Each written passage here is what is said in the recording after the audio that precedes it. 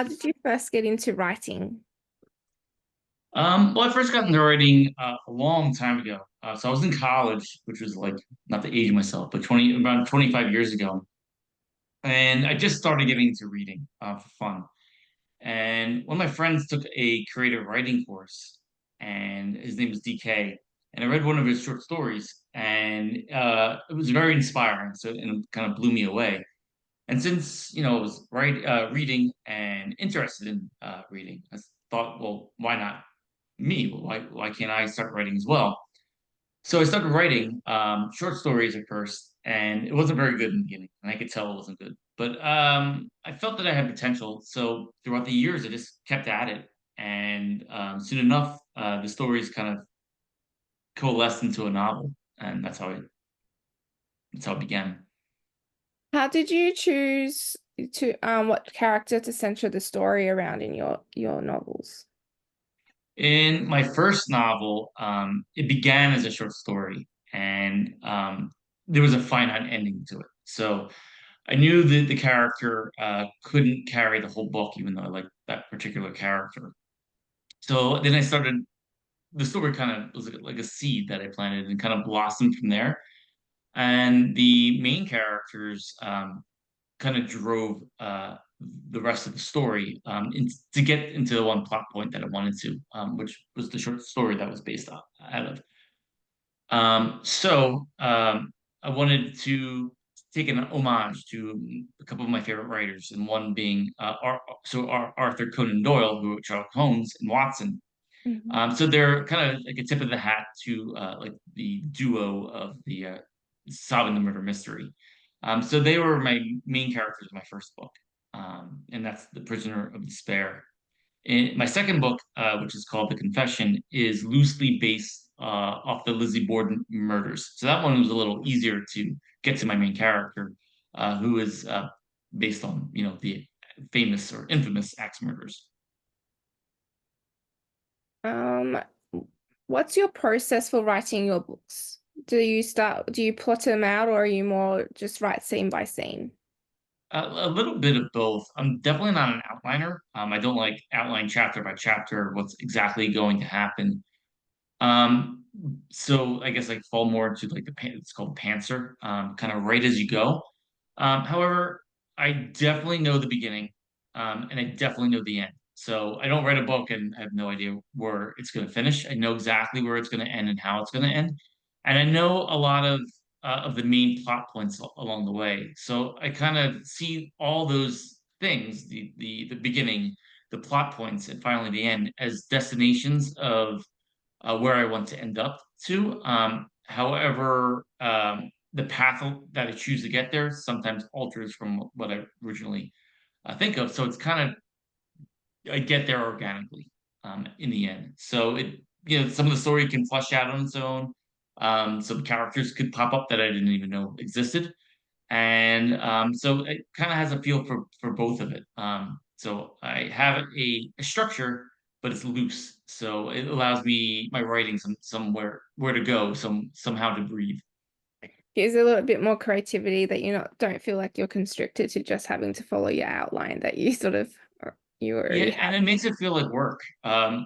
mean, in college and high school, I hated writing for assignments because you had to make an outline, you had to be concise and have specific points of what you want to get to. So it kind of makes it feel like work a little bit. So I don't write anything down, like all the plot points, at the beginning, all that's in my head, but I know exactly, oh, this murder has to happen, or this character has to die. But how that happens sometimes takes me by surprise. Which of the characters do you relate to the most and why? Relate to? I mean, it's kind of hard. I think each of them has like a little bit of me in them, but most of them are far different from me. My books so far have been historical fiction or horror historical fiction, so they're based in the 19th century. So their mannerisms, their actions, or a lot of times their thoughts are are very different from mine. But like for example, Thomas Bram, he's one of the detectives in Prison of Despair, he feels like he's like an outsider of the world. He doesn't feel like he fits in society. So he's kind of like a curmudgeon. It's like a defense mechanism. He's kind of like sees the world through a negative lens, kind of on purpose, because he himself feels like he's being judged. So like there's like bits of part of that in me. Like that's not me. When you meet me, you would know it. But I mean, there's a little. Um, of Thomas Brand in me as well, and his partner, John Doyle, is almost the opposite. He's happy-go-lucky. He's merry. But also he's deeply introspective and deeply open to different points of view. So there's a little bit of me in there as well. Um, if you see the character and you see me, you wouldn't think either of them are like me at all. But there's like little bits and pieces there. I think all authors have bits of their themselves in their characters. They can't help it, but it's not like a direct link to the character. Right, because I mean, a lot of my characters are flawed, and hopefully I'm not that flawed, but we all are. But What is your approach to world and character building? Seeing especially well, since it's historical fiction. right, so I take a little bit of a different approach. I definitely like world building. But my plan for my future books aren't sequential, but they all exist in the same world. For example, um, Prison of Despair is where it all begins. That's where I set my world in the 1800s. But some of the characters cross paths. So in The Confession, which is kind of another murder mystery, um, it's a couple years before the Prison of Despair. But some of the characters from Prison of Despair do show up in The Confession. And I'm working on a couple books now. One I've written already. It's a set of novellas that I've written that I'm re-editing and making to one novel. There are cross paths too. So that's about 20 years prior to both books. But it does exist in the same world. So there's similar characters, similar, the nemesis can be similar as well. And some of the plot points kind of interconnect between all three books. And the one I'm currently writing or actively writing now, it's a continuation on from The Confession. So definitely, sometimes all three characters from all three books or worlds come together in that as well. How has writing and publishing a book changed the way you see yourself?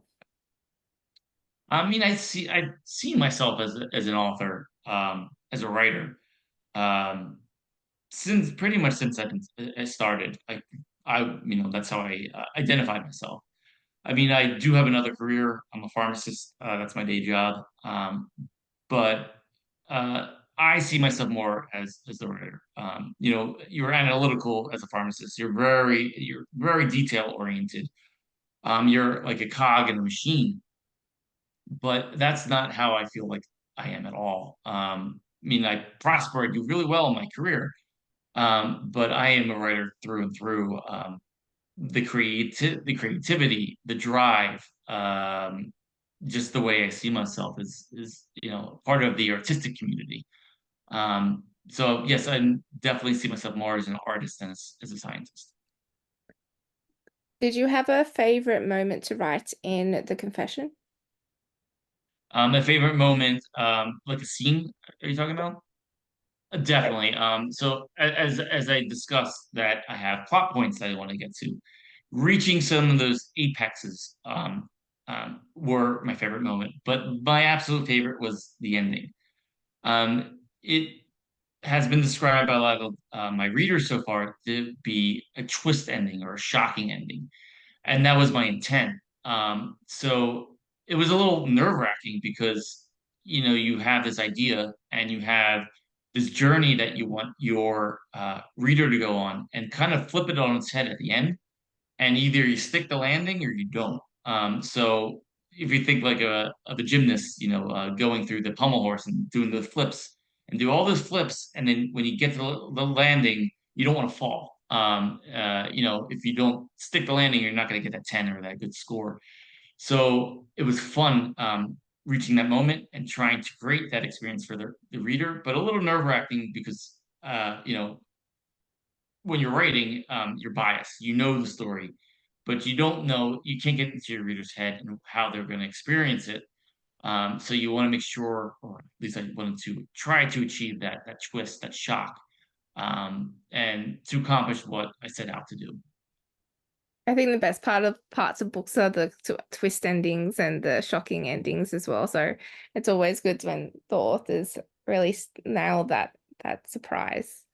Yeah, I mean, and not all endings have to be that shocking ending. If you know M. Night Shyamalan, he did The Sixth Sense, he did Unbreakable, The Village, Signs, and he had the one of the best trick and or twist endings ever in The Sixth Sense. It was like perfect.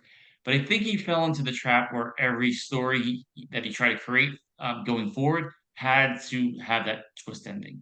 So I don't think all endings have to be twists. I think they have to be impactful and meaningful, but they don't necessarily have to have a twist. So my intent for all my books have to have different endings. I don't want to be like, oh, he's the guy who has a twist ending and has to do one better each and every novel because one, the reader's going to expect the twist ending, and two, I don't want to fall or pigeonhole myself. So I think that was a fault, and not Shyamalan's. Like he hit it off really strong, and in each successive movie or story afterwards, for me at least, has gone downhill. How do you stay connected with your readers? Through a couple ways. I'm very active on social media. My primary platform is Facebook. That's my biggest following. I've been the most successful there, and I just share my writing process, my thoughts, things that go on. At least in my writing life, I don't really share my like personal life too often. Once in a while, I will share a story. But I share stories of like from my childhood of how weird I am. So I'm pretty open on that forum, and also I do have a mailing list that I'm even sharing more in-depth information, even more personal information with. So once a week, once every couple weeks, I'll send out an email to the mailing list, or even blog on my website. I have a blog as well. So through those avenues, I try to stay connected to readers and definitely other authors. I made a lot of friendships with other, very talented people out there who I share ideas with, or just share wins or losses with, frustrations, and spitball, either things about marketing, about storytelling, but all these different things. So that's been one of the most rewarding processes is connecting with different types of people. I think it's a great how connected authors are as well, and how they you all share and help each other as well. It's always really fantastic to hear. It's a really good community because a win for one is kind of like a win for all. So like if one author, is kind of unknown and then boom has this like big book that they come out with a lot of reviews and a lot of sales. There's no like, at least for me and the people that I know, there's no like jealousy or you feel like, well, that should have been me. No, you feel happy for them because we're all in this together. It's all a journey. There's what 7 million books out in Amazon. Yeah. Most of them, fly under the radar. So when one of us, breaks through, at least a little bit, or hugely, I think it's a win for all of us because we're all trying to achieve different goals. We all have different levels of where we see our success would be. But if a different author that I follow or I interact with or I talk to online they do well, I'm happy for him or her. Definitely. It's fantastic to see. Are there any books or authors that inspired you when you've been writing or to be a writer? Tons. And it's funny that you bring up it deeply inspired Prisoner of Despair. So I love classic fiction. I mean, I like contemporary fiction too, like Cormac McCarthy and authors like that. Well, he's not contemporary anymore, but I do love the classic fictions, especially classic horror and classic mystery. So Bram Stoker has written one of my favorite books, if not my favorite, Dracula. and Arthur Conan Doyle, as I mentioned before, inspired me for like the duo of the detectives. So the first book I wrote, Prisoner of Despair, is heavily inspired by both. It's kind of like a combination, kind of like if Bram Stoker and Arthur Conan Doyle had a baby, it would be Prisoner of Despair. It's written in the epistolary style, which means it's written in a series of journal or diary entries or newspaper clippings. So it's scattered like told in that fashion, just like Dracula was written. So it's told in the same type of style or manner. Also, there's definitely some supernatural or monsters in it, just like Dracula. But in the heart of hearts, it's a mystery. It's a murder mystery, and the detectives have to weed through all the clues and the evidence and try to get to the bottom of the case. The two main characters, John Doyle, is inspired by or named after Arthur Conan Doyle. Doyle is both the last name, and um, uh, Thomas Bram is the other detective, and named after Bram Stoker. That's really cool that you linked in the two authors that ha heavily inspired the book. Yes, I read I think almost every Sherlock Holmes case, and yeah, my most read book is definitely Dracula. I read it like tons of times. You can never go wrong with a Sherlock Holmes book. No, like Studying Scarlet and The Valley of Fear, or there's four novels, and those novels are great. I mean, even the regular cases, the short stories are great too. Mm. But those four novels they're gold. They should be in every reader's collection. At least I recommend. Definitely. I got like two copies of the books. So it's definitely. Yes, I have paperback and hardback. Yeah, definitely. What advice would you give to a writer working on their first book? Stick with it. A lot of people have said anyone can write a book, and to me that pardon the curse, but that's bullshit. Not everyone can write a book. It takes a lot of hard work, dedication, drive. Not to say that everyone who writes a book writes a good book. It takes some time to hone your craft, or maybe you hit a big, you get it right the first time. Everyone's different. But just stick with it. Don't listen to outside noise. Listen to your gut first. Yes, criticism. You need criticism. You need healthy criticism. You need, and you could tell who are the people who are offering honest advice or honest opinions, rather people that just want to shoot you down. There's definitely a line there. But at first, listen to your voice, listen to your gut, and grow with each story, with each chapter, with each sentence. Just grow as a writer, because the more you write, the more you grow, the better you get. And listen to your people. My harshest critic is my girlfriend. So I give her, a finished product, and I'm definitely nervous, and she will give me her honest opinion. Won't sugarcoat it. But I know it's coming. She's not trying to shoot me down. She's trying to help me grow as a writer. And I definitely understand that and take that to heart. And it helps me grow as a writer, helps my next project or even that project be even better, and lets me see it from a different perspective, a different set of eyes. And I look at all my reviews. Reviews on Amazon, on Goodreads, are gold. Some of them are just, the thing that an author hates is the one star um, uh, review without like any words written. Like they Yeah, don't review it; they just rate it. So the one star rating with zero review is like that you take with a grain of salt, because if they felt that strongly about it in a negative way and didn't care to offer advice or tell you what they didn't like, then I don't take it too much to heart. But I've had a couple one star reviews that were thoughtful. There are not many, thankfully, but the ones that are thoughtful, like, okay, I can see where that reader's coming from. Maybe I agree, or maybe I disagree, but maybe it'll affect a little bit my work. There's one reviewer who I often give my book to. He majored in English in a prestigious university, so he critiques my not necessarily my storytelling, but my technique to get there. So the nuts and bolts of the writing he'll critique heavily. And I like it because it makes me focus so much more on my next work to try to impress him next time, because that's my goal. Like I want to say, hey, there's this Oxford trained English major, and even he couldn't find many flaws with my writing. So it's a goal to reach. So yes, I take the healthy criticism and take it to heart. It will affect my writing 100% in every aspect. No, maybe, but it will influence it in the future. Most likely it will. And the ratings that they don't leave any critiques, then, or people just bash you just for the sake of bashing you. I mean, it stings. I'm human. I don't like it, but the sting doesn't last long. That's perfect advice. And my final question is, what's the most important lesson you've learned as an author? As an author, just stick with it.